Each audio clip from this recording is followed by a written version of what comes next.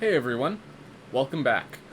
We are continuing our work of trying to review all of the cards in the new sets. So, last time we did all of blue, so this time we are moving on to black. Again, I have some viewers who do not play Dungeons & Dragons and do not understand that connection with MTG. Some people who do not play MTG and do not understand the cards. So I'm going to try to explain it the best I can, but I will forget things. I do have to get through it, of course.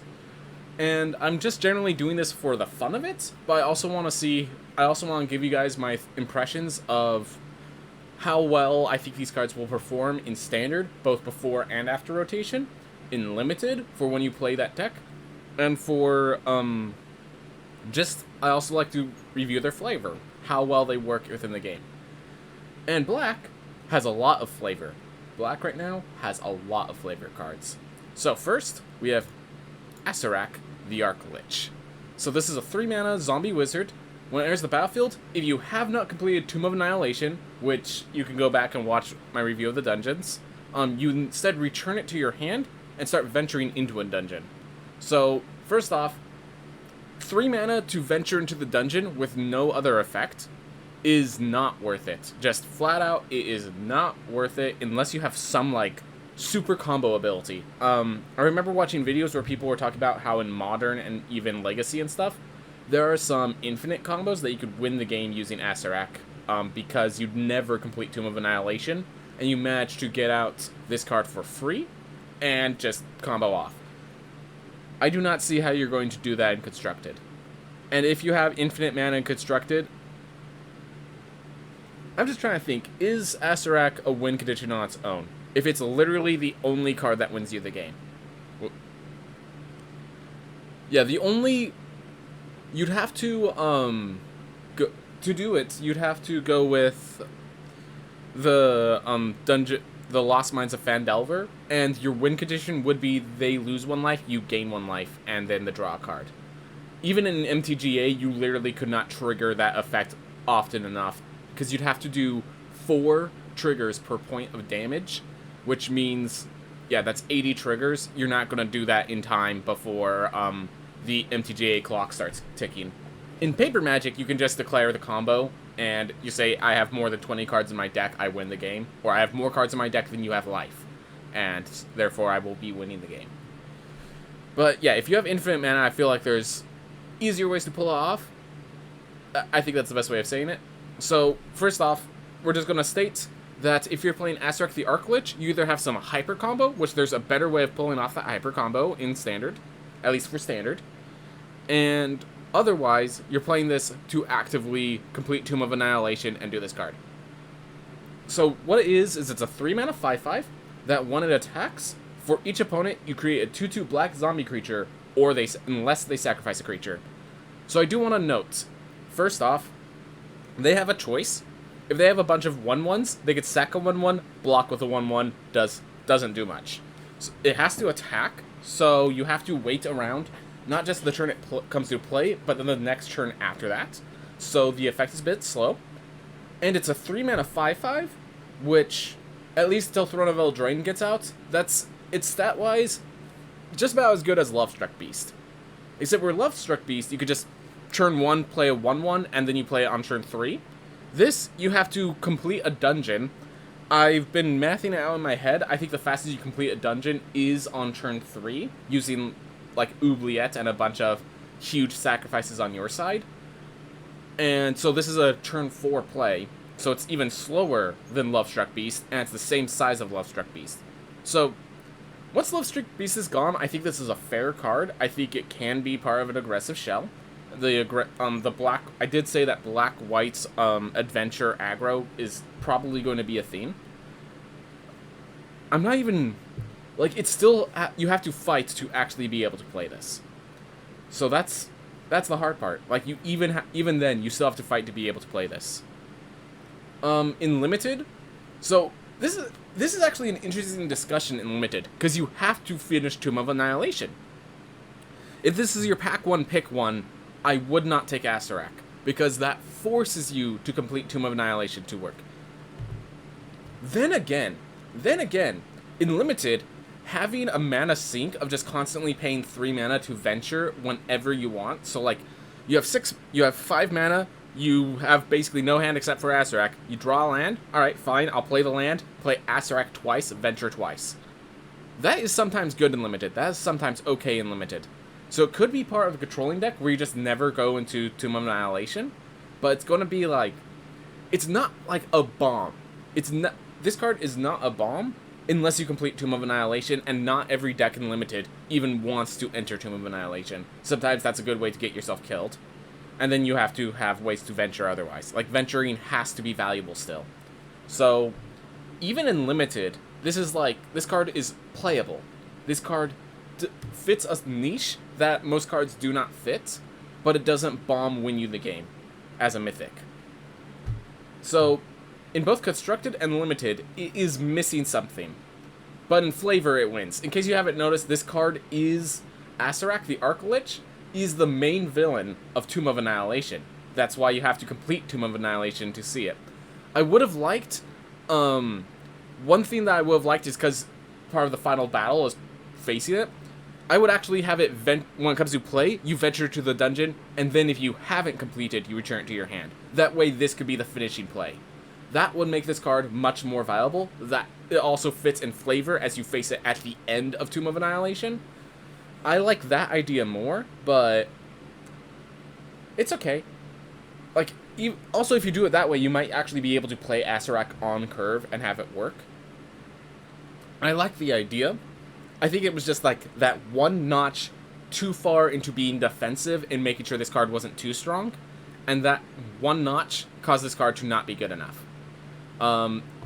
Even in the aggressive deck, I don't see you playing more than 2. I'm not sure if you even play it. It might actually be so aggressive that it's like, why do I want to play a 3 mana 5/5? I have better things to be doing. Nadir adventures twice and is a buff, so that's the problem. It's like in the adventures deck, it's usually black-white, and therefore it's competing with Nadir's Selfless Paladin. Like this would have to be Nadir part 5 and 6 in your deck. So just not good enough. Just barely not good enough in a few different areas. That's the problem with Asarak. Like the design, I like that this was a card, but alright. And yeah, if you haven't noticed, Black starts us off with a few cards worth talking a while about. Asmodeus the Archfiend. Legendary creature, Devil God. So, it has a penalty of whenever you would draw a card, you instead exile it face down. So people do not see what it is, but it does not enter your hand. You then have to tap 3 mana to draw 7 cards. Well, okay, sorry. You then can pay a swamp at any time to return all cards you've exiled with Asmodeus to your hand, but then you lose that much life. So, hey Jerry, hey Lambo Droid, thank you very much for showing up. I'm going to continue my set review, but I'm glad you guys are here. So, the problem is that you do have to pay that mana, which 1 mana is actually a bit more expensive than you'd think sometimes. You have to lose life for every card you draw. So why would you play this? Because of its third effect, where you just draw 7 cards. Just flat out, draw 7 for 3. That is absolutely insane. In case you're wondering, yes, paying 4 mana to draw 7 cards and lose 7 life, if that was a card, if we removed all the text, if we removed the 6 mana body, and we just had a card that cost 4 black, and it was just a sorcery that said draw 7 cards, lose 7 life, that would be main decked in every mono black deck. Like, just every last one of them. That is, as long as you're not at 0, you can win. As long as you're not at 0.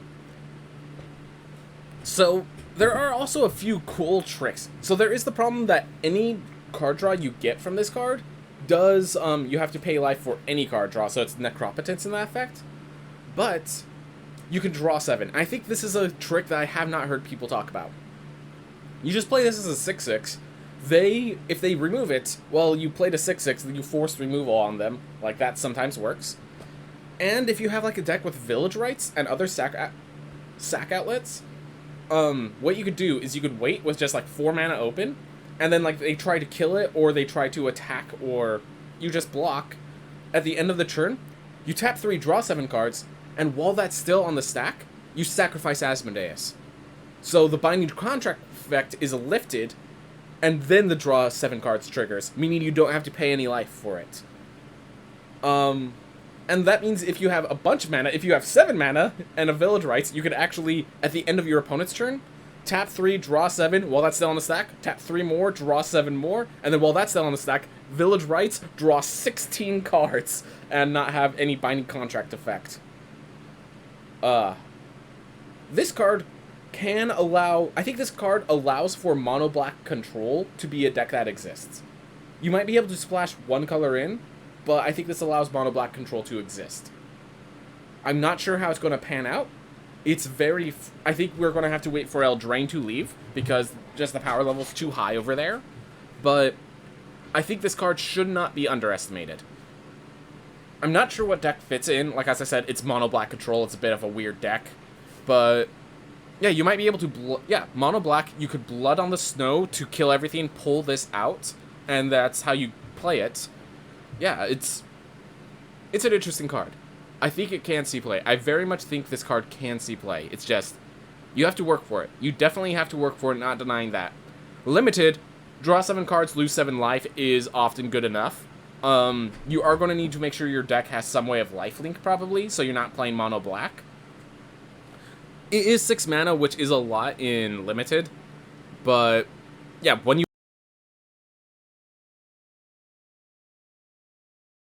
Oh well. It is a god card, so there might be some synergy there. But, yeah, stuff like that. Flavor-wise, again, the Typhlings, this is the Lord, the Archfiend. It is the Lord of the Devils, what is it? So there's the Abyss for demons. I think it's, the 7 layers of hell for devils. So he is the leader of the 7 layers of hell. So... cool card. Love that he's in. If there was any devil that's going to make it, it's this one. And given that one of the other devils is a planeswalker, yeah, it makes fits. It has a place. I like Asmodeus. Some people don't. I think it's really good. I do think it's really good. Some people will disagree with that. Alright. Baleful Beholder. So, when Baleful Beholder enters the battlefield, choose one. You either anti-magic to each opponent sacrifices an enchantment, which, generally speaking, that's going to be destroy target enchantment, because there's not going to be very many enchantments, usually. Well, I guess there might actually be Constellation decks. Theros is still around for a while. And then this other effect is creatures you control gain menace until end of turn. Notice this is a common. Commons are usually built more for Limited. This is your turn 6. I play this, give all my creatures menace, swing in, have fun blocking. You can't block all the damage. And I've been noticed, that feels like... that's a good card. That's the whole, this is the top end for a more aggressive deck, which I've been seeing a lot of those, I feel. I feel like I've said that phrase a few times with white and blue. This is definitely more expensive at 6, but it leaves a 6/5 body behind, which is big enough to kill most everything. So, very good there. It also has the ability to just do target enchantment removal, so that's good there. For Constructed, no. 6 mana, you have to be doing some huge effect, like drawing 7 cards, for example. This just gives you menace or causes them to sacrifice an enchantment. The giving menace, like if you're going to do a blowout maneuver, you're going to do it for less than 6 mana for standard. Sacrificing enchantments, 3 mana. So, Constructed, not even a question. Limited, you might want one of at the top end. Maybe you could even go Control and just have 2. And so you just have it as enchantment destruction, and sometimes you push in a little damage. And then, yeah, 6/5 is good stats. Flavor-wise, so Beholders have different eye rays, so it's cool that they have, Anti-Magic Cone and Fear Ray and stuff. But one of the things is they kind of just shoot them off wildly and almost randomly. This is one of those where I actually wish it was a roll of d20 with just completely different effects. This is almost... yeah, Beholders, when fighting them, it's kind of like... you don't know what's going to happen, but you know all of the effects are bad for you. So, I do recognize having such random effects on a d20 roll is something more for Deck of Many Themes than Baleful Beholder, but I feel like this doesn't hit the Beholder's theme as well as it could.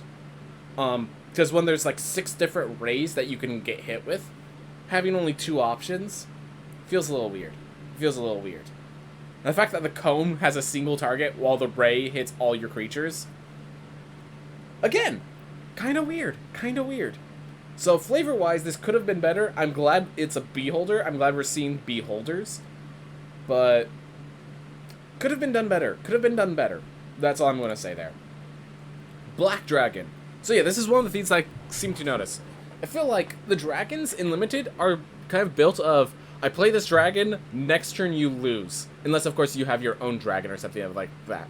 Because 4/4 flyers are very good in Limited, and then they all have an effect that helps you either get the board or just deal even more damage to them. So I think all of the dragons are built to be finishers for their respective Limited deck. And they're uncommon, so you only get one, and you only need one. So they're all 4/4 flyers. This one costs 7, and gives a opponent's creature -3/-3. So this is a 7 mana 4/4 flyer that kills something along the way. Great in Limited, not good enough constructed. Fits its flavor in Dungeons & Dragons. Glad to have the chromatic dragons. Yep. They revel in the collapse of humanoid kingdoms. Sounds about right. Alright, Book of Vile Darkness. So this card's hard to explain without seeing the other two cards. But so I just want you guys to ignore the tap exile at the bottom and just look at the top of the effect. It's a 3-mana card. At the beginning of your end step, if you lost 2 or more life this turn, create a 2/2 black zombie creature token. So if you have a way to like pay life to do an ability, this is very powerful. In Standard, I'm trying to think what pay life do an ability effects there are. There used to be one that was like pay 4 life, give this creature indestructible, but that one's not around anymore. So as it brings up the two other cards, Eye of Vecna and Hand of Vecna, both of them have a way to pay life. So in a deck where they're all together, you will get these zombie creature tokens often. My big question is 3 mana for recurring 2/2 black zombies. This feels like a card you don't play on turn 3. You play on turn 5 with some sort of like Sign in Blood, lose 2 life, draw 2 card effect. The main draw of this card is that it doesn't lose you life. It just is played around with other cards that cause people to lose life. So, like, any card that causes you to lose life, often the losing life, the price, gives you greater value. Draw 2 cards, lose 2 life for Sign in Blood. Keep in mind, Sign in Blood is only 2 mana, and it's not blue. So, drawing cards is harder for colors that are not blue. And you'll pay the 2 life to get those extra 2 cards. That's a fair trade. That's a fair trade. So, this card, it's like, you have to have a lot of life loss effects, and, well, Eye of Vecna and Hand of Vecna will probably be enough life loss for those effects. So then you're going to need some life gain to keep yourself from killing yourself. Unless you kill them really fast. Keep in mind this isn't you create a 2/2 black zombie for each 2 life you lost this turn. It's just, did you lose 2 life, make a 2/2. So this is more of an engine than like a win condition. And that makes this card a little iffy. So now let's read the final effect.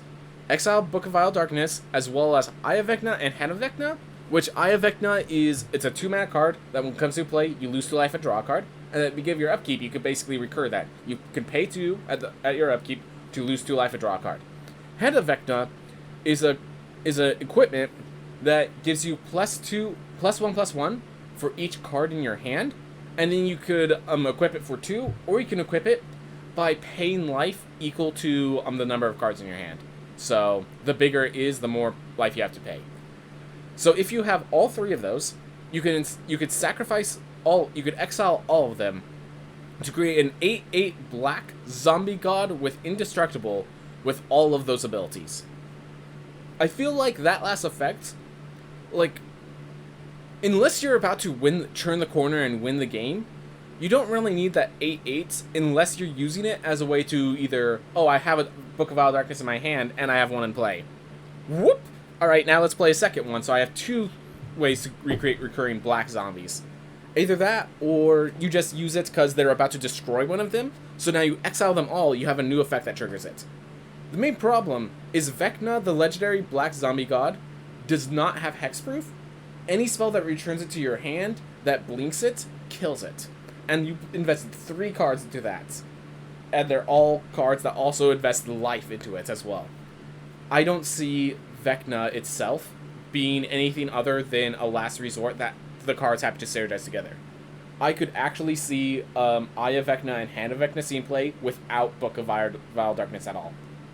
It is much like the book of the white book. So this is triple black, the other one's triple white. I can see both of these cards seeing play in a multicolored deck.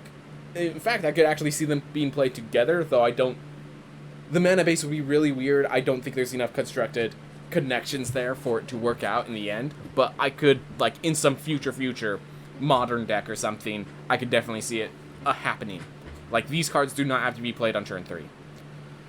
Also worth noting that Theros Beyond Death is currently in Standard. There is Devotion, so a mono-black Devotion deck could work. I'm pretty sure... Actually, I'm going to check this real fast. So, Erebos... So they made an Erebos that hasn't seen much play. So, let's see. Is it Erebos God of the Dead? Is this the correct one? Yep. Here we are. So, notice it has tap 2, pay 2 life, draw a card. That's losing 2 life. That's losing 2 life right there. So this card will lose you the 2 life. It's a god that, as long as your devotion to black is less than 5, it is a creature. So you'll very quickly, since this is 3 devotion, turn that into a creature. So that's really cool. That's really cool.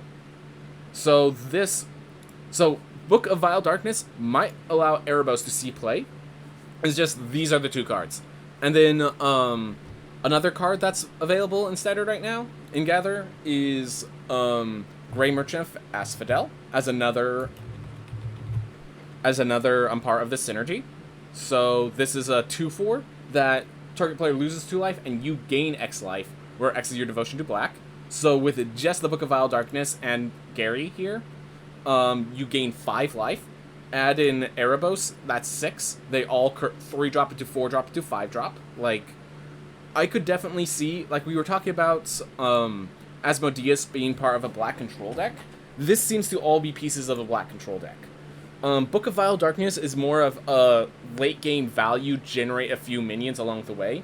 This might see play as that, and then I could only see you playing 2. Really weird deck. I'm not sure how you pull it all together. I feel like it's still missing a few pieces to be a premium deck. But I think the pieces are all there. I think this might actually see play before Throne of the Eldraine leaves. If you could just find all the pieces. You do have to find the pieces. It's going to be a mono-black control, which again, mono-black is really weird. Any monocolor is hard because you only have so many options, and this would have to be kind of mono-black devotion control. That was tried before, it did not work out. We'll see if this is enough to push it. Limited, how often are you losing life?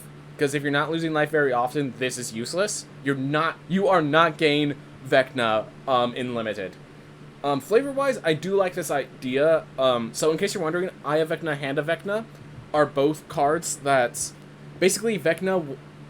Okay, I'm going to say this wrong. Someone in the comments is going to just rip me asunder for saying this. But my understanding is, Vecna was the first Lich, and could not be killed, really. So when Vecna died, they put their power into their hand and their eye, and you have to, gouge out your eye, put it in to get that, the powers of the eye. You need to cut off your hand, put Vecna's hand on to get the powers of that hand. If you combine them, Vecna can consume your soul and become you. So that's how Vecna comes back to life. And if I remember correctly, Vecna is the original Lich, and the Book of Vile Darkness is their spellbook. So the story is that this is Vecna trying to come back to life through a person trying to get power through Vecna's past. And that's... So flavor-wise, these are all awesome. Mechanics-wise, it's like... It's a lot of moving pieces. Someone's going to figure it out, and at the end of that... I guess here's the thing, you cannot figure it out before the cards see play, really. And a lot of the cards that you need to put together have not seen play before these cards, so chances are a bit low, but I have the possibility. I have faith. I have faith. If someone tries to bet on it, I'm going to say no, but I have faith. It's like I have faith, but not enough to walk across the support beam. I'm hopeful. Check for traps. 2-mana sorcery. Target opponent reveals their hand. You choose a non-land card and exile it. If it's an instant card, they lose 1 life. Otherwise, you lose 1 life. So I like the flavor of that instant is the trap that you managed to disarm by checking for it. Otherwise, you lost the time, you lost the life, but you found something along the way. This might actually see standard play. In limited, like both in standard and limited, the fact is you could choose any card with this. Like, who cares about losing 1 life or gaining 1 life? Or they lose 1 life. That just seems like such a negligible effect. This is 2 mana, look at their hand, discard a card from it. That's sometimes good enough. It's no Thoughtseize, it costs 1 more. I think the card was called Agonizing Remorse, because keep in mind, you exile this card. Agonizing Remorse did the same. Agonizing Remorse saw play. If there's instant speed decks, this could even see more play because the cost comes at the opponent, not you. And if they don't happen to have the instant you need to you take out their creature threats, and it's, okay, you lose 1 life. Ooh, this isn't too important. I think Check for Traps is actually a good card, both limited and constructed. Limited's a bit more fringe because there's not going to be as many instants, and discard isn't as important. People play all the cards in their hand often. You might just run out of cards to mill for them. And I like the idea, the flavor of, hey, I'm going to stop, I need to go check ahead, and then if you find something, hey, you get a benefit, they lose a life. And if you don't, well, you wasted time, you lost the life. Cool card. Clattering Skeletons. When Clattering Skeletons dies, venture into the dungeon. Very good for limited. 4 mana, 4/3, pretty decent stats. Venturing gives you a bit more value. I think I evaluated Venturing to be generally half a card draw. I'm not sure if I mentioned this, but I thought about it afterwards at the very least. That Dungeon of the Mad Mage is kind of a combo card, so this could be part of just like building up to that combo, because it's a slow, methodical. You need it to die, so you might use it as a blocker. For constructed, it's just too slow. It's a 4 mana 4/3. You could be doing much better. There's a 3 mana 3/3 that does enter the battlefield and attacks and has a complete dungeon trigger. Like, this is not seen playing constructed, but limited, it's fine. Flavor wise, just the idea of there's always skeletons in the dungeon. Yep, sounds about right. And then there's always that thing of, oh, you see a skeleton in the dungeon, like of the other dead adventurers. Well, we know what's about to happen. Can I mash its skull open now? Ugh. Yep. Oof. I like the idea. I'm glad this made it as a card. Alright. Deadly Dispute. As additional cost to cast it, you sacrifice an artifact or a creature, and then you draw 2 cards and create a treasure token. So, this card is very similar to Village Rites. Village Rites needs a deck to play it, but when it's played, but when that deck exists, it's always played. You need sacrifice fodder. This has a special benefit. This is a set with a lot of treasure tokens, a lot of treasure synergy. In fact, this card, not only does this card give treasure synergy, but you can sacrifice a treasure for this effect. And the fact that you get a treasure token back actually means that if you have a treasure token, this is basically 2 mana, draw 2 cards. That's amazing. That is amazing. Just 2 mana, draw 2 cards is at instant speed. Oh my gosh, I didn't even realize. At instant speed. Okay, this card could see constructed play. This, just like, if your deck happens to randomly generate treasures from time to time, this could see play in your deck, because you just tap 2, draw 2 cards on their turn. Like, Dimir Rogues could probably play this if they end up creating some treasure tokens along the way with the new cards. I think this could see constructed play. Limited, you are going to need to make that treasure to make this valuable. Sometimes you could because it's instant speed, you can block, chump blocking, then sacrifice the creature, draw 2 cards, and you create a treasure token! Oh my gosh. Yeah, this is good in limited, this is good in constructed. Flavor-wise, this is a murder hobo. I don't like murder hobos. Fair enough, they have a place in D&D lore. Murder hobos exist for a reason. I don't like murder hobos. Good card. I accept it. I accept. Oof. Alright. Death Priest of Merkel. Quick story theme. I've actually had a murder hobo. I've had a theme where I described the guard having full plate, and so my fighter murdered it so they could get the full plate. I'm just like, there was just this moment where I realized that he was not backing down, even though I told him it has the guard insignia, and it's not fitted for your character because your character's another foot taller than him because you're a Dragonborn. Happens. Sometimes murder hobos... It's a good way to tell a murder hobo if you have some treasure on a single individual. If you have a treasure on a single individual, you could often weed out the murder hobos from your campaign. Just have a preparation for when they get murdered.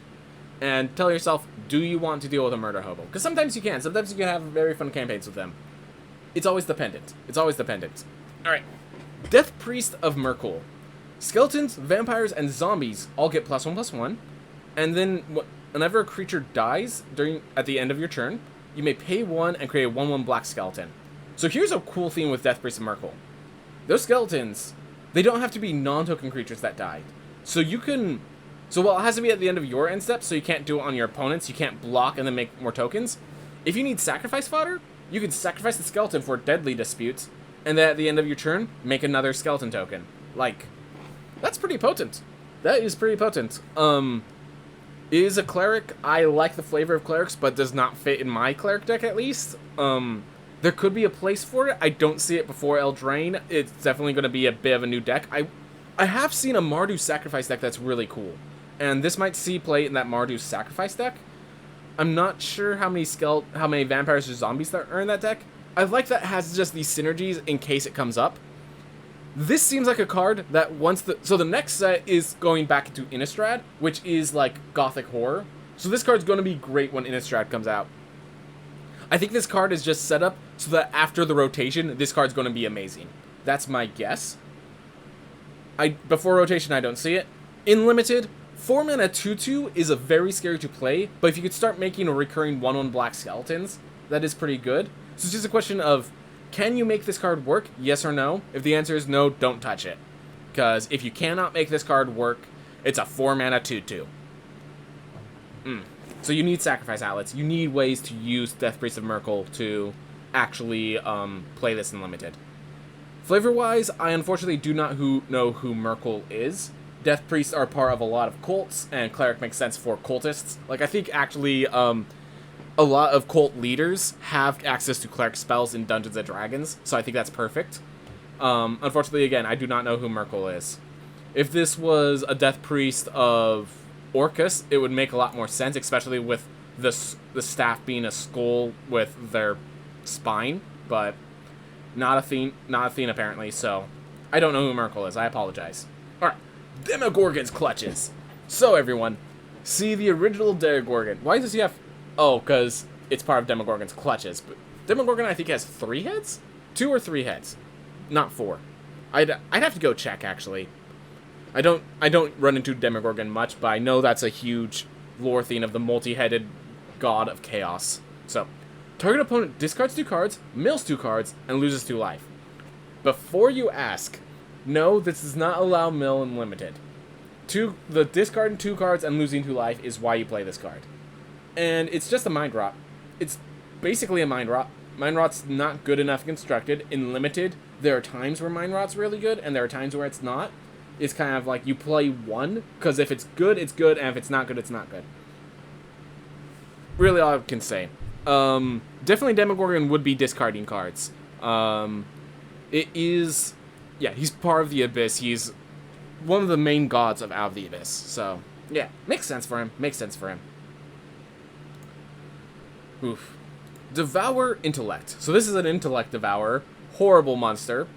The fact that there's 2 boots standing there tells me that either those other 2 have had their minds devoured by an Intellect Devourer, or they're just Mind Flayers in disguise. Something like that nature. But target opponent discards a card. If mana from a treasure was spent to cast this spell, instead this thought seizes them. You look through their hand, choose a non-land, and discard it. Oh yeah, Xanathar Guild Spy Master. So yeah, this is definitely this is probably a Mind Flayer. Oof. So, Intellect Devourers, I wish they were I wish they had an Intellect Devourer card instead of this card specifically, but like I understand their concerns. The flavor of Intellect Devourers is, in case you're wondering, they basically knock you out and then replace your mind for theirs. And they're very scary in 5th edition because they're not considered high-level threats, because they, you know, they're just an exposed brain. They're not very hard to take out with damage and stuff. But they can, in 2 turns, kill someone. And since they have good stealth, because they're just a tiny little brain, they could sometimes knock someone out. Everyone realizes it's happening. You roll initiative. It goes first in initiative because it's high dexterity, and then it rips out their mind. So it could actually take out a party member before anyone knows what's going on. And they're only challenge rating 2, so you could get them as early as 2nd level without feeling unfair. Intellect Devourers are scary. Intellect Devourers are scary. Alright, Drider. These are drow that went to take on a challenge of the Spider Queen and failed, so they became half spider themselves, and basically have tasks to work for the drow as... I think they're a lesser class. Yeah, I think they're a lesser class. But they're monsters that... Elf spider. Yeah, creature, elf spider. They're still part drow. They just failed the Spider Queen's task. So, 4/3 reach, because it's a spider, of course. Whenever it deals combat damage to a player, you create a 2/1 black spider creature token with menace and reach. So I like the idea... So the idea, at least mechanic-wise, is you have to be aggressive with a creature that has an ability that's defensive. As a body, 5 mana 4/3, I'm just wondering how you even get this card through your opponent. It's a 5 mana 4/3. By then, they're going to be able to block it. The Drider itself does not have menace, even if its 2/1 spider tokens do. It's... Oh, they become mindless? I did not know they became mindless. I did not know Driders became mindless. It's a punishment for drow males. I thought there was... Okay, so I guess they can do that too, but I know there's a theme where you can take the Spider Queen's challenge, and if you fail that challenge, they become a Drider. Alright, so they lose their memories if they fail. Okay, so they don't become mindless, they just lose their memories. That is a difference. I'm like, they're not... Like, we see zombies and stuff, they have intelligence score of 1. Driders do not have an intelligence score of 1, I'm pretty sure. Alright. Mindless is not the right word, but definitely their mind is affected, so I appreciate the note anyways. But yeah, 5 mana 4/3 is my main issue with this card. Even in limited, you need to find a way to swing in through your opponent. I don't see where that moment hits. Yep. While they embody Lilith's image, they're the unfortunate drow who failed the Spider Queen. So, cool that Drider's here. It would be cool if there was a black... Oh yeah, elves are black and green, so if there was like a more focused black elf deck, that would be actually pretty cool for this set, but I don't think there is. I think it's just too overcosted for it to work in Constructed, and even Limited. It would need to cost 1 less, I feel. Alright, Dungeon Crawler. 1 mana 2/1, enters the battlefield tapped. Whenever you complete a dungeon, you may return Dungeon Crawler from your graveyard to your hand. So, this is no Grave Crawler. I think the card's called Grave Crawler. Let me check real fast. Grave Crawler. Yep, so Grave Crawler is much the same. Where this one is tapped, Grave Crawler cannot block, but you may cast it from your graveyard as long as you control a zombie. Controlling a zombie is a lot easier than whenever you complete a dungeon. If this said, as long as you can... If this had like an ability where you pay 2, return this to your hand, activate this ability only if you completed a dungeon, that would make this see more playability. The problem is, you have to complete a dungeon, and then it just returns to your hand. You still have to cast it. Those 2 things makes me believe this card's not going to see much play unless a 1 mana 2/1 is good enough. It could be the 1-drop of the black-white Venture deck, and that's the only place I see it in Constructed. That's the only place I see it in Constructed. And that Venture deck, I'm pretty sure, doesn't come around until Throne of Eldraine leaves. In Limited, 1 mana 2/1 is... okay, it's kind of a bear. If you think you can complete a dungeon, I'd say go for it. If you don't think you can complete a dungeon, I mean, it's a 1 mana trades with bears. Like, that's pretty good. It can block, which is something Gravecrawler couldn't do. So, I think it's an okay card. I actually think it's an okay card in Limited as well. Yeah, it's an okay card. I'm not sure the deck works as well as it should. You might play a few, but it's never like... It's not a card that's going to be explosive or anything. It's just a card. It's just a card in your deck. You play it because you need more 1-drops. Ebon Death Dracolich. This card Once you can find a deck for it, I think it's going to be really good. So it's a 4-mana 5/2 with Flash and Flying. It does enter the battlefield tapped, so that you can't just like do a surprise blocker with it. You may cast it from your graveyard if a creature not named Ebondeath Dracolith died this turn. So, when you have cards that like put cards off the top of your library to the grave, which like strategic planning, things of that nature, you can put this in your graveyard with no concern if it's in your graveyard. When it's in your hand, you can leave 4 mana open. I think this card sees play in a Dimir deck, where you leave 4 mana open most of the time, and you're just like holding up. If you need to Drown in the Lock something, you do Drown in the Lock something. Or something of that nature. You have the counter spells ready, and if they play nothing worth countering, you end their turn by playing Ebondeath, and now you have a 5/2 flyer, which, you know, if they have a big threat, this could trade with that threat often. Otherwise, it's a 4-turn clock. 4-turn clock. 5 damage, takes out a fourth of a 20 life. Like, this card is good just on that. Then the fact is, later on, if you have like 6 mana open, and this card's in your graveyard, you can wait. Then on their turn, Heartless Act, kill, or just flunk, just some sort of kill spell on a creature, and then pay 4 and play Ebondeath again. This card seems... I'm not sure what deck has space for it right now. I'm wondering if this card actually brings back Dimir Flash. Dimir Flash was kind of close to playable, but there was just too many... But then, like, Rogues was just too much better. This might actually allow Dimir Flash a chance to see some spotlight before Throne of Eldraine rotates. Otherwise, once Eldraine rotates, this will be a threat. Limited.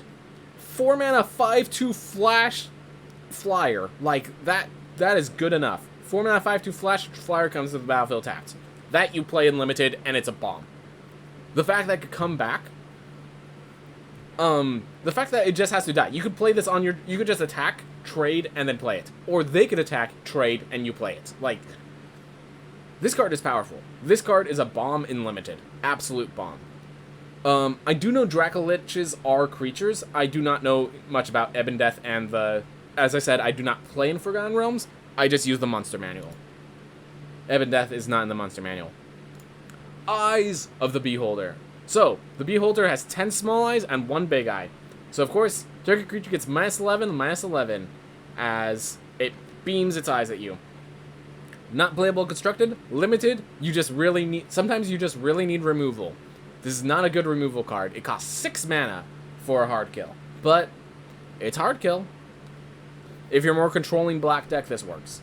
Flavor-wise, I love the... So, in the end, there was nothing beautiful to be seen. There's a whole thing that Beholders, they all think they are the most beautiful creature, and because other Beholders claim that they are beautiful, they're actually ugly. So, Beholders can never meet with each other. They always try to murder each other when they meet. So, and they always have this focus on what is beautiful, and generally that which they allow around them is that which is nearly as beautiful as themselves, because nothing's as beautiful as themselves. So this idea that in the end there's nothing beautiful to be seen, someone called themselves beautiful, a beholder heard it and vaporized it because they're ugly in its eyes. Beauty is in the eye of the beholder is taken quite literally in D&D. I think that's pretty cool. Also, nothing's beautiful in the eye of the beholder. So if someone says that, they're calling you ugly, but they're saying it from their terminology. It's... You know, I'm not going to talk about that. It's just kind of funny because beholders see everything as ugly, generally speaking. Fate's Reversal. 2 mana sorcery, return a creature to your hand, and then venture into a dungeon. This card, if you're playing the Venture deck, it can work with, like, key pieces. Like, a lot of Venture cards have to attack. So, like, you play Nadir, Selfless Paladin, next turn you attack, it dies because it had to attack, you return it to your hand. Like, this can work. I could definitely see this working. I don't trust it in Standard. I just feel like 2 mana Venture is good, not going to deny that. I do, in Limited at least, I definitely value this card. This card is great in Limited. In Constructed, I don't know much. As for, flavor, I don't like... This card could have been put in Throne of Eldraine and no one would have known the difference. That's the problem with it. It's not a D&D. This is not a D&D card. Anyways, it's still a good card. I think it is a good card. We'd have to see how good that aggressive venture deck is, because this is not an aggressive venture card. This is a value-oriented adventure card, but it is cheap. I think that alone might make it see some playability. Not sure how much. Feign Death. Okay, I gotta get into the flavor real fast. So Feign Death is a spell where you touch either a willing creature or yourself, and they fall into a comatose state as if they're dead. And the idea is you use it to help play dead, as you would guess. But, so as you see, there's a fight going on. What happened, as far as I could tell, is this person saw a fight, and instead of helping the fight, actively play dead. Like, here's the theme. They could have used their spells. This is a 3rd level spell slot to cast Feign Death. They could have cast a fireball. But instead they're like, nope, I'm just not getting involved. And they played dead. Which I think is absolutely hilarious. I think that's absolutely hilarious. It's beautiful. So, anyways, until end of turn, target creature gains when it dies, return to the battlefield tapped, and put +1/+1 card on it. Constructed, even after rotation, there is still going to be a card that is this effect, except it is also a tap land if you need it to be a tap land. I don't see that Feign Death seeing play over Malakir Rebirth. Limited, it's a combat trick. It's a kind of weird combat trick because your creature has to die, but it is a combat trick. 1 mana combat tricks cannot be underestimated in Limited. Alright. Forsworn Paladin. So it's a 1 mana 1/1 menace, so it's nice aggressive stats. And then you could pay life to create treasure tokens, which is something... I like this. That's a 1 mana 1/1 menace, so it is some pressure early on, and then when that pressure falls short, you can instead use its ability afterwards. So its other ability, target creature gets +2/+0 till end of turn. It can target itself. If a treasure was spent to activate this ability, they also gain Death Touch till end of turn. So this card is an engine in itself. So you can pay 2 life, create a treasure token, attack. If they don't block, you deal 1 damage, which there might be some effects that whenever you deal damage, whenever your opponent loses life, it has effects. I know there used to be a trigger like that back in Ravnica with the Rakdos effect. So if they bring something like that in later, this is going to be really awesome as a consistent means to deal damage. Otherwise, like, one of the themes is you can attack, and then if they block, you can sacrifice a treasure and pay 2 to turn this into a 3/1 Death Toucher, and it trades 2 for 1. So that's very powerful. That being said, it is a sink that you have to spend mana into early on. You can choose not to sink in and just attack in, so that's pretty cool. This card has a place. This card has to have a place. It seems like too good of a card. There might actually, because paladins are seen as knights, we might actually see a resurgence of like a black-white knight deck in standard. If that does, I think we're seeing 4 copies of Forsworn Paladin. The other thing is, this is recurring treasure generation. Gilded Goose did the same thing, except Gilded Goose, the treasures could also gain life, and it created 1 instantly. So I think Gilded Goose is better than Forsworn Paladin. But this is a Gilded Goose effect, guys. This is a Gilded Goose effect. I think this card's seen play. I don't know where, I don't know how, but Forsworn Paladin's seen play, maybe even before Eldraine leaves. That's pretty good. In Limited, so I've seen a card like this in Limited before, and what happened is they went for Value Engine with it, and then I just aggroed them out and killed them because they just spent all their mana working on this card. So you have to be careful, but I think it's a good card, but don't think of it as a bomb. Think of it as just an efficient card. If you think of it as a bomb, it will betray you, it will deal piddly amounts of damage, and then you spent all your mana making those piddly amounts of damage, and then the enemy just gets you. Can be good, but you'd have to just treat it as an efficient card, not as a bomb. Oof. Also, it's very aggressive, because even if you pay 4, it's just a 3/1, so... Gelatinous Cube. So, flavor, this is going to be a win. So, its first ability, Engulf, which is you exile a non-ooze creature until it leaves the battlefield, and then if you tap a black and X, you can take the creature you exiled with ooze, and kill it. Put it in the graveyard. So even if Gelatinous Cube dies, that thing dies too. So this is actually, it's kind of a famous encounter to the point where it's used constantly because it's a good encounter, where Gelatinous Cubes are actually very stealthy, and they usually wait for their prey to go across a different corridor. So what happens is the party is all venturing along the dungeon, looking around for traps, and they don't see the Gelatinous Cube. So they pass by it. The wizard's in the back, the fighter's in the front. It sneaks behind, eats the wizard. A new initiative starts with the wizard trapped inside the Gelatinous Cube. Any spells that help the wizard escape involve verbal components, and it's suffocating and dissolving inside the damage that is the Gelatinous Cube. And the rest of them, during that fight, have to find a way to either kill this Gelatinous Cube super quick, or pull their wizard out through the corrosive liquid before he dissolves away. This is like a famous encounter. I love that they were able to pull this encounter into a creature. As a creature, this is actually kind of like a black Skyclave apparition. Which, Skyclave apparition, I've been seeing, like, my cleric deck had to play Skyclave apparition even though it's not a cleric, because it's just that good. The fact that it's, so it is a bit slower, but it's also a bit bigger, like 4 damage is notable damage. The fact that if you have mana untapped, you could then dissolve as a reaction to them trying to kill your Gelatinous Cube. The fact that you pay a single, like... This card, I think, is really good. I think it can see play in Constructed, but it's very much just a solid card. You don't make an Ooze Tribal or anything like that. Yeah, just good card. For Limited, also good card. Like, it's a 4-mana 4/3, so good stats, and then it deals with one of their threats. It's basically a kill spell as well. Like, I think this is a really good card. Just at all fronts, Gelatinous Cube was great. All fronts. Grim Bounty. So remember how I said that 6-mana spell was a problem because it's 6 mana? It is instant speed, I did not note that. But here's a 4-mana kill spell that also creates a treasure token. Also at common. So between the two, you pick Grim Bounty over Eyes of the Beholder 9 times out of 10. So in Limited, you do that. In Constructed, 4 mana for a kill spell is not good enough. This is a limited card. So I like the flavor that they decided the Grim Bounty is they hired adventurers to kill the dragon instead of just paying the dragon. Fair enough. Sometimes that's a story that you go to a town, the town is harassed by some threats, you kill the threats, you are now a hero, and you get treasure or your reward. Like, that's a general D&D story. That's a one-shot campaign. That's good. It's good. Grim Wanderer.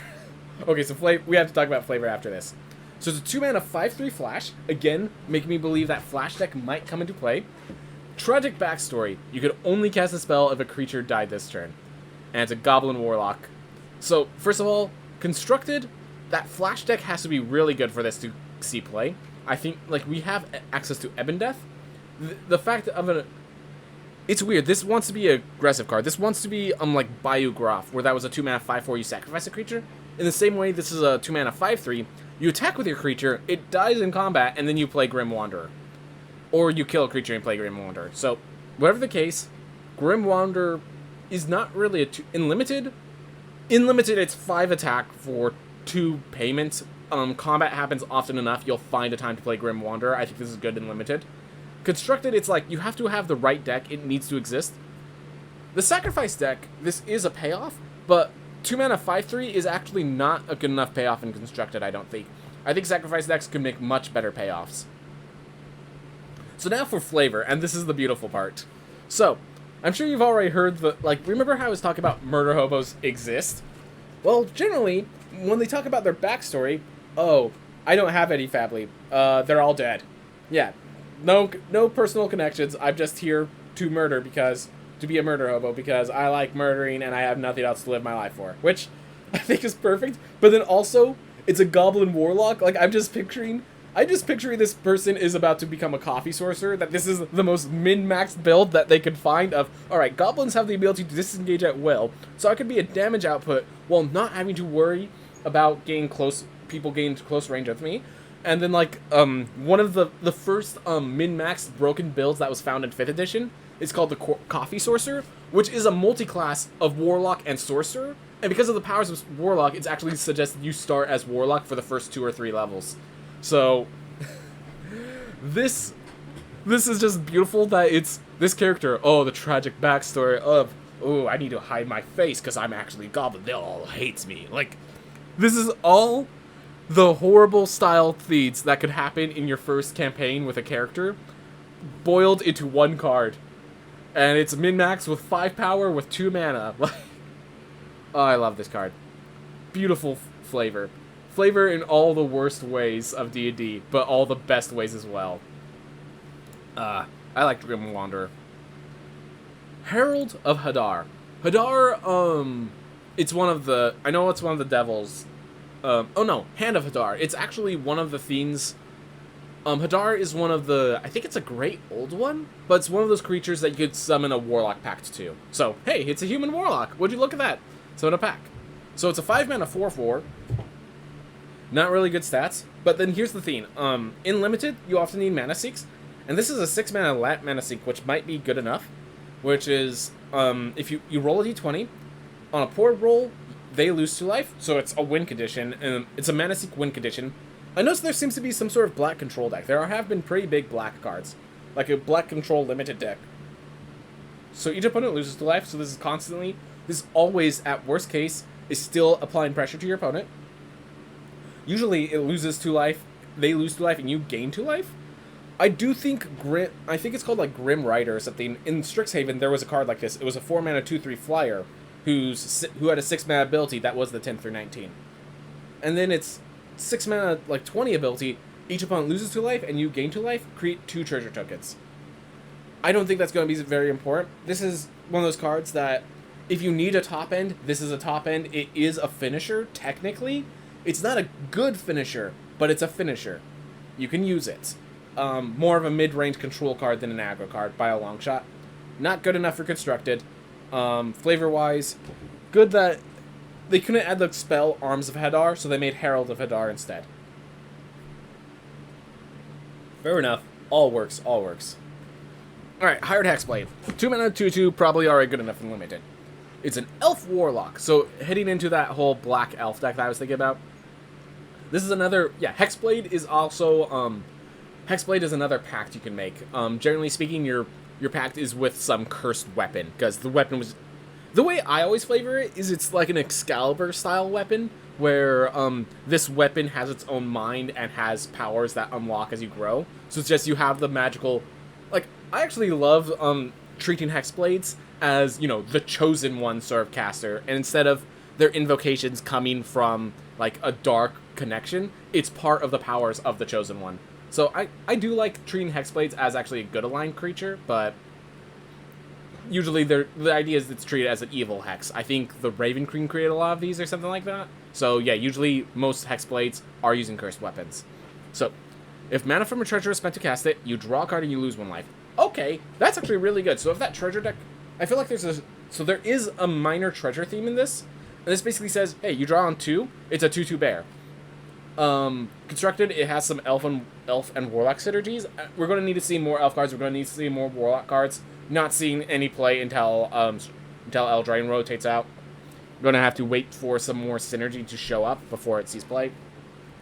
But the idea that it has these treasure tokens is actually really cool. It basically means that if you get this in the mid game, this actually cycles itself. So it's a bear in the early game and cycles itself in the mid game. Great for limited. We're going to have to see a lot more synergy for it to see play and Constructed, but it could see that synergy. And flavor, yeah, it's just Hired Hexblade. I feel like all these hired characters are just... It's the basic story of the one-shot. There's a 2022 standard ranked ladder already. Oh, right. I think I heard something about how they rotated prematurely because Eldraine has been causing so much issue. I would not be surprised. This still needs more synergy before it sees play in there, I think. Horde Robber. So it's a 2-mana 1/3. How's it going, Vibes? It's a 2-mana 1/3, so that's okay stats. It's not a bear, but it doesn't die to bears. It kills 1-drops. Whenever it deals combat damage to a player, create a treasure token. So, here's the weird thing. This body is built to block. It's built to be a defensive card. It has to deal combat damage to get its ability. Its ability is good. No denying that. But you need either a way to buff it or something like that for this to be good. And we're talking about limited. Constructed, no play. No play Constructed. But in limited, it needs a buff or something. Like, it needs a way to get through 2/2s is my main issue. You'll play it if you need it, but you don't play it if you don't need it. Also, flavor-wise, you will notice he is picking...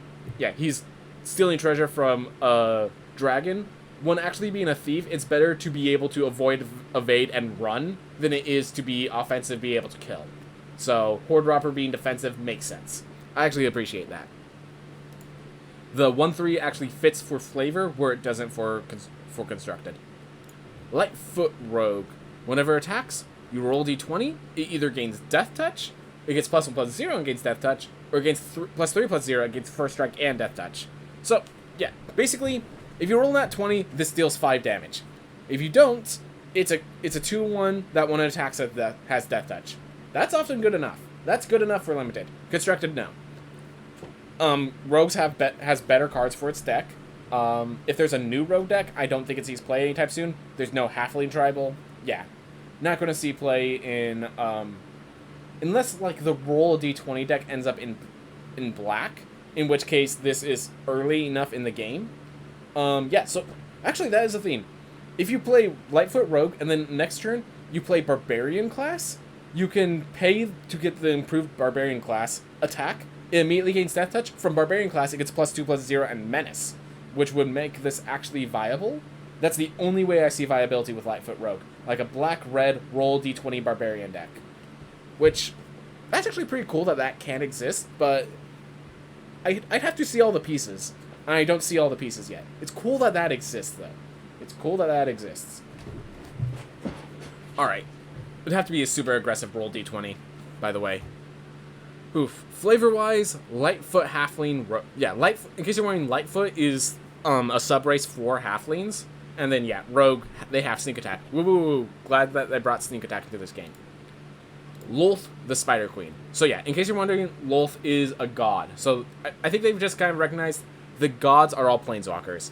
With one exception being Zariel, which we'll see later. But I like the idea of this character, this Planeswalker has an alternate way to get loyalty counters, but does not have a base way to get loyalty counters. So whenever a creature you control dies, put a loyalty counter on it, and it's a 5 mana for 4 loyalty. So it's very vulnerable. You need to have this needs to be like a Plum for the Forbidden Mardu Sacrifice deck. I think this might see a little play, like a 1 or 2 of possibly in that Mardu Sacrifice deck. It could. It is pretty expensive at 5 mana, but let's read its abilities. So the first is a recurring 0. You draw a card and you lose 1 life. So this card is already good in... Yeah. Ace Law, they think Lolth is the best draft card. Oh, I can see it, because, yeah, I'm about to say, its 0 mana ability is Phyrexian Arena. Phyrexian Arena is insane, even at 2 additional mana and vulnerable. Like, you draw a card, you lose a life. Like, you can lose a little life to get a card. Yeah, that's worth it. That's why Asmodeus isn't as bad as most people are worried about it with all the card loss. Because it draws 7 cards for 1 life a card. Like, it's good. Don't deny Asmodeus, everyone. Anyways, so it's, yeah, 0 mana, draw a card, lose a life. So that's good enough. A -3 to create 2 2/1 Black Spire creature tokens with Menace. Note that those are more creatures. It doesn't care if, you can have multiple creatures die, and you get multiple loyalty counters. And if those tokens die, you still get loyalty counters. So this is kind of like a -1 ability. Where you get a 3 mana 2/1 Black Spire creature token. I mean, you can't see the cards, so it kind of hurts them more. I mean, you can't see the cards at the top of your deck. It's still a card draw. It's still card draw. Anyways, I'm not... Yeah, so... I do think Asmodeus is a bit harder to use in Limited, but yeah, Lolth is definitely better in Limited. Not gonna deny that. Alright, so... the 2/1 Black Spiders is nice as a way to protect itself if you just need to play this on turn 5, create 2 1/1s, and then later start playing creatures to give it cards. So that's all awesome. And that's -8 is just like... It's a nice way of, hey, I need to kill this guy eventually. Let's use this. So, if one of your creatures, like, you know, a 2/1 Black Spider with Menace and Reach manages to hit, basically you can't deal less than 8 damage a turn when you attack. Which, That's a good way to just put a clock on your opponent. That's a 3-turn clock with all my little 1/1s. I just happen to have more 1/1s than you. And then you just, generally, if they have, like, Death Touch or something, it literally becomes, oh, well, they get through. There's really no point in me blocking them, because if one gets through, they all deal 8 damage, so I'm just laying it through. It is a little weird. You do have to make sure something hits the opponent. So this might actually see play in blue with Yuan-Ti Melisson and a lot of other cards that could make themselves unblockable for its -8 ability, but like the rest of the card doesn't get you to that -8 ability is the main issue. That being said, great and limited. I could see it like 2 of in a Mardu Sacrifice Constructed. Flavor, Lolth the Spider Queen is... So Lolth was supposed to become a god. It was supposed to be one of the children of Korra and Larenthian, and therefore be one piece of the pantheon for the elven gods. It wanted to do a different theme. It wanted to do its own theme, and its own theme involved becoming powerful, using dark magic, and in the process, tried to murder Korra and Larenthian. So it got banished alongside all of its followers, and its followers became the Drow. It became the Spider Queen, and actually is technically, I think it's a demon. Yeah, I think it actually, its pantheon, it exists within the Abyss. It's actually a demon. So, powerful creature, but, yeah, so flavor-wise, all the hits. Cool to have Lolth here. Manticore. 4 mana, 2/1, flash flying, again to that flash possibility deck. When it enters the battlefield, destroy target creature that was dealt damage this turn. A little expensive to... Yeah, I think it's too expensive to see Constructed play. She moved her plane from the Demon Web Pits. Okay. I did not know much about the Demon Web Pits. As I said, I use the Monster Manual for D&D. I don't use Dungeons & Dragons itself. I don't use Forgotten Realms. I use my own variation of Forgotten Realms. Oof. So, alright. Anyways, Manticores, still, they're deadly tail spikes. Makes sense. I'm pretty sure they're venomous? I'd have to go check, but I think they're venomous, which makes sense for the tail spikes theme. In Limited, this is a kill spell and a creature. This is a kill spell and a creature. That's good enough in Limited. You do have to deal damage first, but Jarl, Jarl the Forsaken was also this card, and Jarl the Forsaken was actually great in Kaldheim Limited. You can't run too many of these because you do need a creature to actually hit the battlefield and block, and that's a little rough. But it is, I think this is a much better body than Jarl the Forsaken. It does not have Foretell, but it's a better body because it has flying. That alone makes it a better body. Flavor-wise, it's a Manticore. Glad to have Manticores in the game. Power Word Kill. Beautiful. Saw this immediately when they revealed this early, and I immediately gave it a 10 out of 10 for flavor. Glad it made it in. Destroy target non-angel, non-demon, non-devil, non-dragon creature. So Power Word Kill is a 9th level spell. It's equivalent to Wish, and you just basically say, hey, do you have 100 or less health? Yes or no? If the answer is no, you die. Heart stops, dead. Perfect. Issued a long heroic challenge, then the Lich felled him with a single word. Yep. Precisely. I think this spell stops you. It's an enchantment spell, technically, and it stops your heart, but might as well be a necromancy spell, the way it's used. So in case you're wondering, angels, demons, devils, and dragons are basically the 4 creatures that are capable of having more than 100 health quite easily. So the idea is it can't kill creatures with more than 100 health, is the idea. So I really like Power Word Kill. It kills all the weaklings, which is exactly how it's used. There's a person that is a threat, but he's pretty weak. Done. Dead. Alright. Oof. Standard, when Heartless Acts and stuff rotate, this spell is either good or it's not. Right now, there's a Dragon deck moving around in Standard. I've been working, my Cleric deck has a lot of Angels. I'm sure there's Angel decks that people are considering. So it's just basically, it either works as a 2-mana kill spell, which is always good, or it doesn't work, in which case you need to sideboard it and put something else in. And yeah, I think it will see play in Constructed. In Limited, it's a 2-mana kill spell. You run that every time. Every time. I don't care if there's dragons and devils. You run it. If they have 2 creatures, if they have like 5 creatures that this can target, you run it. Like, good card. Oof. Precipitous Drop. This is one of the cards that I think will be really good in Limited. So it's an enchant creature. You venture to a dungeon, and then enchant creature gets -2/-2, but it gets -5/-5 if you complete a dungeon. No, it's an enchant creature. So you can actually give them, like, if they're like a 2/4 or something like that, you place a precipitous drop, you venture, get some value out of it, they no longer have attack, and then when you finally complete that dungeon, it dies. Which, the thing is, the one flavor fail is in how that works with precipitous drop. It's like, we venture into a dungeon, alright, I'm okay, alright, we're going to head deeper into the dungeon, oh no! Like, the fact that we moved deeper into the dungeon got you killed is a little weird. So in Out of the Abyss, this is actually a random encounter, and it's one of the cruelest random encounters. Just want to check real fast. Alright, so, there's a cruel random encounter you could get in Out of the Abyss, where you just choose one of the players at random, they make a dex saving throw, and if they fail, precipitous drop, I think they fall 200 feet, which is 20 d6s of damage. That's killing all This random encounter occurs as early as level 2. So that's going to kill most characters. 20 d6s, that's... let's see. So just really quick, that's about 70 damage.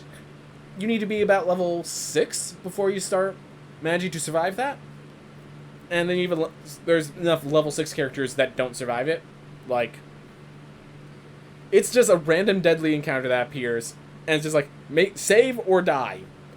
Why? Because I rolled a random encounter. You drop 200 feet. And even if you live, you have to go find them again. So that's where the -2/-2 comes in, I guess. Ray of Enfeeblement.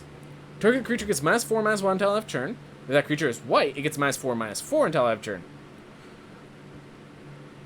So the first penalty that I have is that Ray of Enfeeblement is not like a single...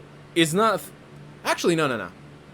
Yeah, Ray of Enfeeblement lowers specifically strength-based enemies. So I guess, yeah, it does make sense as a hate card. But it doesn't really kill them. It just completely cripples them, which I guess this is what it does. Yeah, it's -4/-1. It's a crippling effect. Yeah, okay. Now that I'm looking at it a bit more, this is good in flavor. This card works in flavor. Okay, that feels a lot better. In Limited, you play this because this is a 1-mana combat trick, and against some decks, it's a 1-minute kill spell. I think -4/-1 is good enough as a combat trick where you could attack, they block, and then you combat trick, you win the attack where you normally wouldn't. So yeah, saves your creature, often kills theirs. Good spell. In Limited. In Constructed,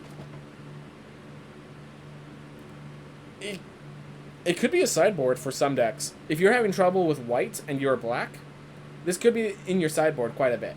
I would not be surprised to see this in a sideboard, but you have to know what you're facing and stuff, you know?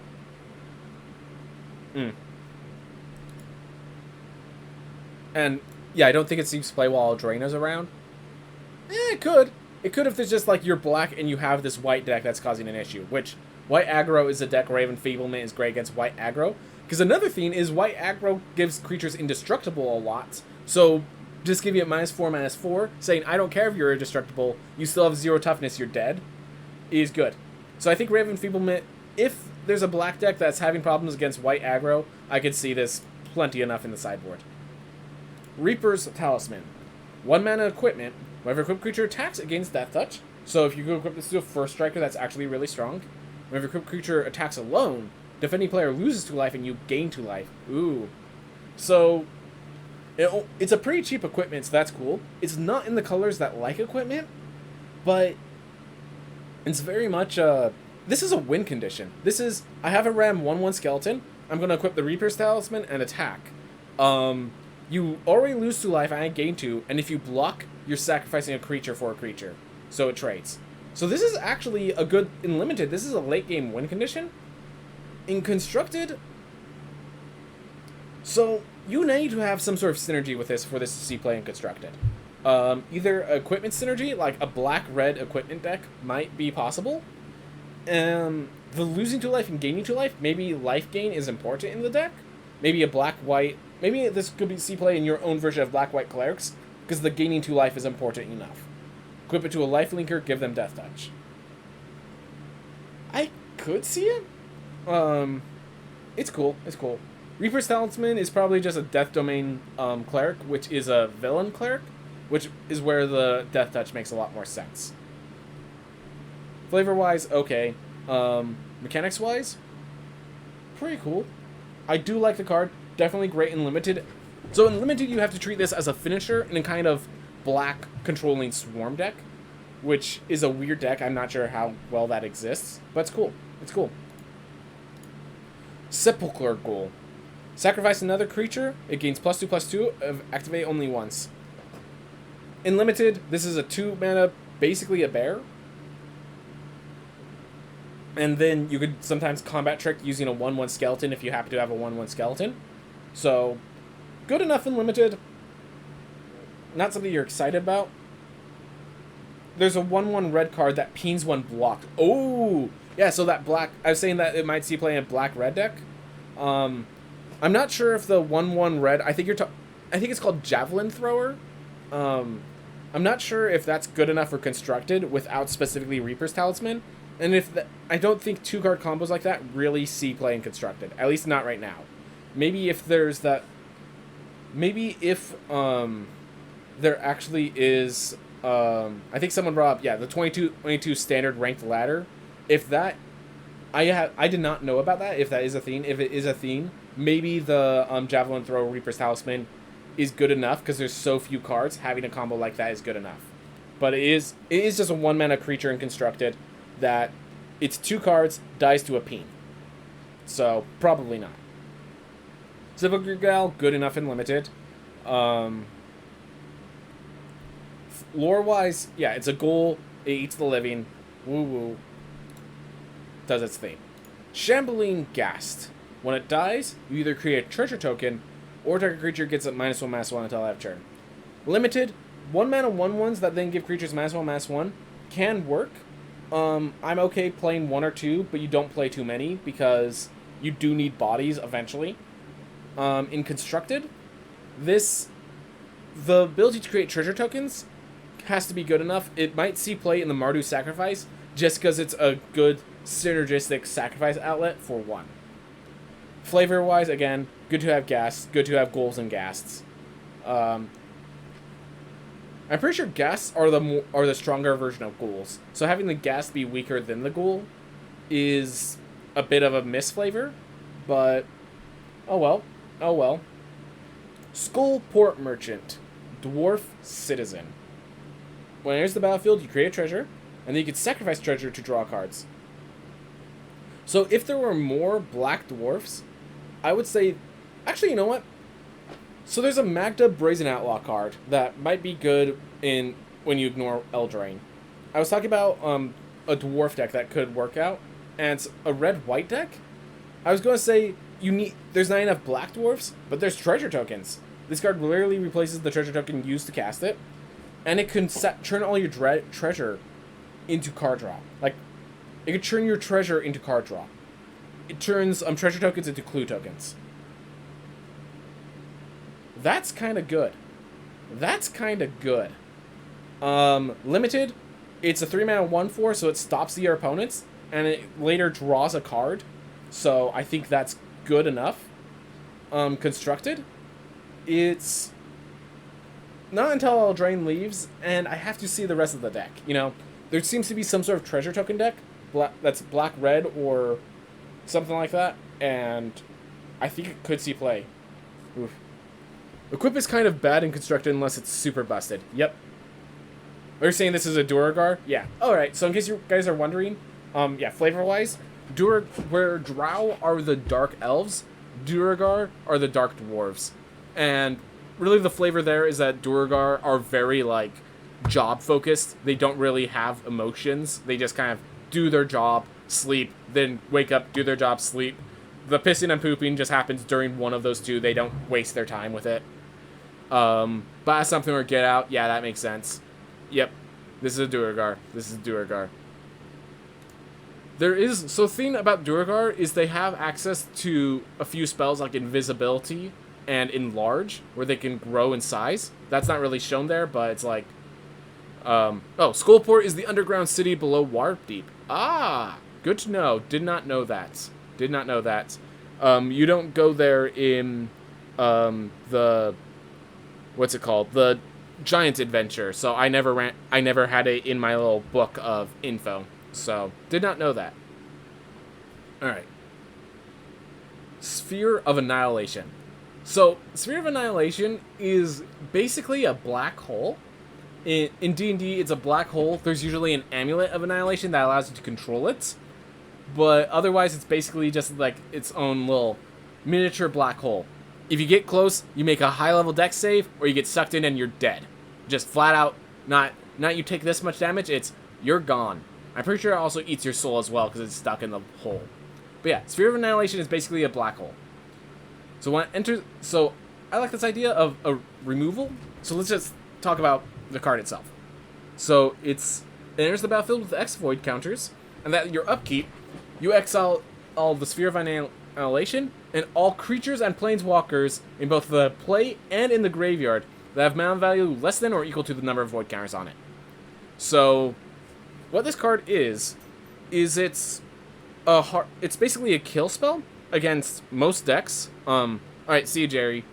Against most decks, it's a kill spell that's 1 mana later than their last card they played. So it is possible that if you put this on X equals 3, next turn they can play a 4-drop, and that survives the Sphere of Annihilation, but not sure how often they'll be doing that. The main thing that makes this card powerful, in Germany we say Gut Nacht. Alright, well, Gut Nacht, Jerry. Anyways, the main power of this card is that you can play it. If it sticks around for the next turn, it wipes the board on your upkeep, so you get to start the playing. You get to start in developing the board, not your opponent. You're the one who decides to start developing the board. So that's the strong part of this effect. The weak part of this effect is it's an artifact that needs to stay there long enough for that to occur. There is a card called Portable Hole, which advice, I would not put a Sphere of Annihilation into a portable hole. I know a bit how Bag of Holdings and portable holes work. I have a feeling this would just make another Sphere of Annihilation. I feel like Portable Hole would not stop a Sphere of Annihilation lore-wise, but mechanics-wise, you can put the Sphere of Annihilation into a portable hole, and even if you pull it out, it has 0 void counters on it. So, also there's Artifact Destruction. This is a removal. This is an expensive board clear that while it gives you presence advantage, it gives them an opportunity to destroy the board clear. And sometimes, when you board clear with a lot of control decks, you do it on the last turn possible. Like, the decks are too aggressive, you got to turn 5, you remove the board, and if you didn't, you would have lost the game on turn 5. When you consider those things, I would say this card is not good enough for Constructed. In Limited, though, this is insane. Board clears are always good in Limited, and the fact that you get the tempo first just makes this an amazing board clear. Sphere of Annihilation is a good card in Limited. In Constructed, there's a few things that it needs to get around that I don't think it can. Alright. Thieves' Tools. Another black equipment. When it enters the battlefield, you create a treasure token. That's very cool. Equipped creature can't be blocked as long as it has power 3 or less. And it equips for 2. This is a common, and I will note, this, while it's very slow, because the creature is equipped, has to have power 3 or less, it is a win condition. If you have one of those creatures that one deals combat damage to a player, you venture into a dungeon, this allows you to actually venture. If you have treasure synergy, this is a treasure. Like, this is an okay card. In Limited. In Constructed, I'm sure there's better ways to get your small creatures through your opponent. And there's also better ways to create treasure tokens. Flavor-wise, I love the idea of just, like, they have, the Thieves' Tools, just a bunch of different lockpicks so they can make their Thieves' Sleight of Hand check. Or, it's actually a Thieves' Tools check. Yeah, it's actually a Thieves' Tools check. Alright. So yeah, it's just, flavor-wise, cool that Thieves' Tools made it in. It's like 50 feet of rope, we'll get that card later, but, yeah, cool it made it in. Does its job, nothing more. Vampire Spawn. So yeah, in D&D, vampires are more of like True Blood or like Chosen. Vampire Spawn are whenever they're forced to become vampires. I'm not sure how often that difference comes up in media, but that's the difference in Dungeons & Dragons. So when it enters the battlefield, each opponent loses 2 life and you gain 2 life. In Limited, often that losing just a body, like 3 mana 2/3 is acceptable. It's not good, but it's acceptable. So 3 mana 2/3, they lose 2 life, you gain 2 life. Because as it seems, there's a black control deck in Limited. This is a control card. This is 3 mana, 2/3. It blocks bears. It blocks a lot of creatures by the time it comes into play. It starts the life. It gives you some life gain, and it starts the draining of your opponent. So good card. Good card. So good and limited. Constructed, no. Constructed, no. There's better cards than this. A lot would have to happen for this to be played constructed. Alright. Vorpal Sword. Alright. So the Vorpal Sword, just lore-wise, it's a +3 weapon. It has to just be a blade of some sort. So it's a very... +3 is already one of the stronger weapons you could get. It's usually a longsword, which is actually a great martial weapon, unlike the mace. And whenever you roll a natural 20, if the creature has a head, you lop it off, often killing it. So, that's the lore of a Vorpal Sword, is it's basically critical hits, they're dead. That's generally the theme of the Vorpal Sword. I think it's a legendary effect. It's a very powerful, it's been around... Has it been around since first edition? I bet it's been around since first edition. It's very iconic. So a quick creature gets +2/+0 and it has Death Touch. And then I'm really glad they didn't say roll a dice on a nat 20 as this effect. That instead it says sink 8 mana into it to have the effect. Until end of turn, Vorpal Sword gains whenever a equipped creature deals combat damage to a player, that player loses the game. And equips for 2 black. Remember we were talking about a black control deck? This might be the finisher of said black control deck. If you have some way, like in a black-green ramp deck, this is a finisher. You just put this on a creature with trample. It doesn't even matter how big that creature is trample. It could be a 1/1 trampler. It could be Minx, the Minx and Boo, which we'll get to later. But you could just have this little hamster charge in with a Vorpal Sword and lob your opponent's head off. That's funny. That's great. This card's good. I think this card can see play. I don't know the deck, but we've been talking about that black control seems to have some space. This would fit. I'm not sure this is the finisher that deck wants, because it does have to get that creature through. But it's a good finisher. It's a cool finisher. Cool equipment. Limited. I mean, it gives +2/+0 and Death Touch, so it's turning every creature into a trade at minimum. And it also threatens to be a win condition. This is a great card. This is a great card. Warlock class. Another class. Alright, so it's 1 mana ability. At the beginning of your end step, if a creature died this turn, each opponent loses 1 life. That's no Bastion of Remembrance effect. That's no Bastion of Remembrance. This card's just... It's a nice effect. It's definitely useful, but it's not going to be what drains them out. Like, maybe if you have 3 Warlock classes, if you have multiple of this card, it might start making an impact. But that's... The 1 mana ability is not why you're picking it. That being said, this is one of those cards where you can bring it to level 2 almost immediately. And I think that level 2 ability is actually powerful enough. So it's when this class becomes level 2, look at the top 3 of your library, put 1 to your hand, and the rest in your graveyard. This is strategic planning in a color that likes strategic planning even more. It has there are graveyard synergies to be interacting with that effect. It costs as much as strategic planning. So if you are that black control deck, you play Warlock class on turn 1, on turn 2 you strategic planning. Like, just right there, that's pretty good. If you are the sacrifice your creatures deck, maybe the strategic planning is valuable to you. I think you actually play this because it cycles itself effectively. And then it's also enchantment. Maybe Constellation can work with that. It actually kind of works. And I bring all this up because I think this is playable in Constructed, despite the level 3 being so freaking expensive. At the beginning of your end step, each opponent loses life equal to the life they lost this turn. Should also note that effect, you can set the order of your triggers, so you could cause them to lose the life, and you could cause them to lose the 1 life, and then you double the life loss. It's 7 mana. I see this as very much, oh, the game really went that long, might as well trigger this, maybe I can actually win with this. I don't see that as what you're actually doing with Warlock class. But yeah, again, it's playable in Constructed. In Limited, it's efficient, it cycles itself, and then it also... That effect could actually be the deciding factor in Limited, actually. In Limited, that could be the last bits of damage. In Constructed, it's just like, if you're aggressive, you're not going to get to turn 7. If you're controlling, your win condition doesn't need to be faster. So, Warlock class, I think, is a really good card. And Warlock-wise, I guess this would be like more Fiend Pact of when a creature dies, you get a benefits. Yeah, I get like the magic themes for Warlock. D&D themes, I'm not sure how well this fits, but that's fine. That's fine. I'm glad we have Warlock class. Westgate Regent.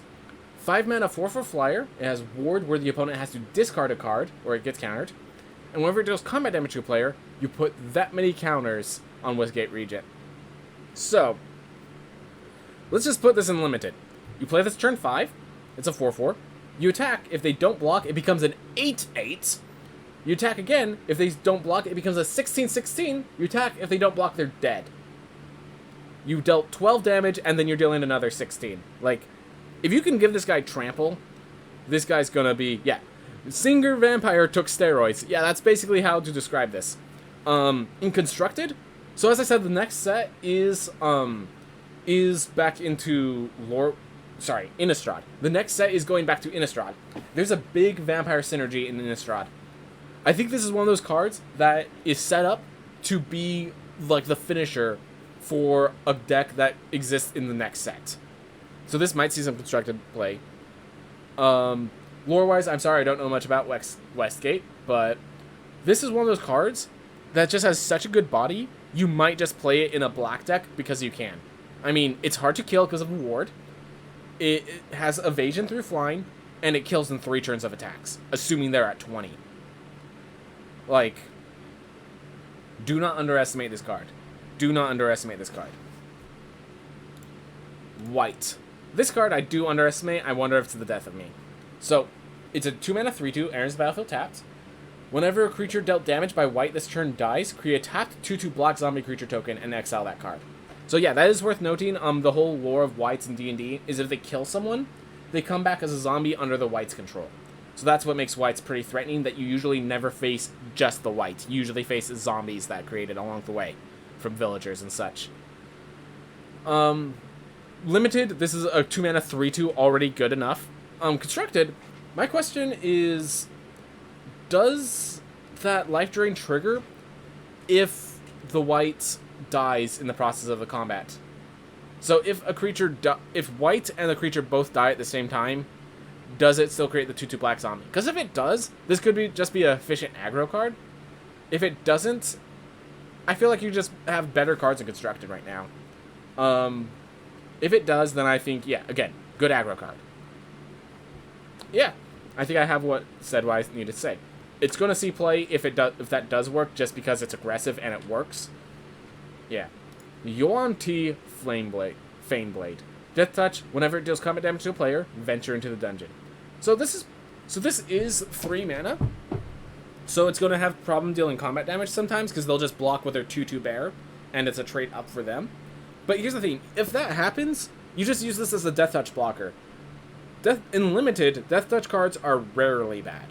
I mean, it's a 2/2 Death Touch. It's kind of hard to kill, and it's really good at killing things. It's good enough. Constructed, you have better Venture cards, you have better Death Touchers. No Constructed play. Yeah, in case you're wondering, Yuan Ti are kind of like humanoid snake creatures that, they have their own tribe where they sacrifice to their god and all this stuff. They're basically monsters. I would say they're more monstrous than goblins, but also more intelligent and capable of communicating than goblins.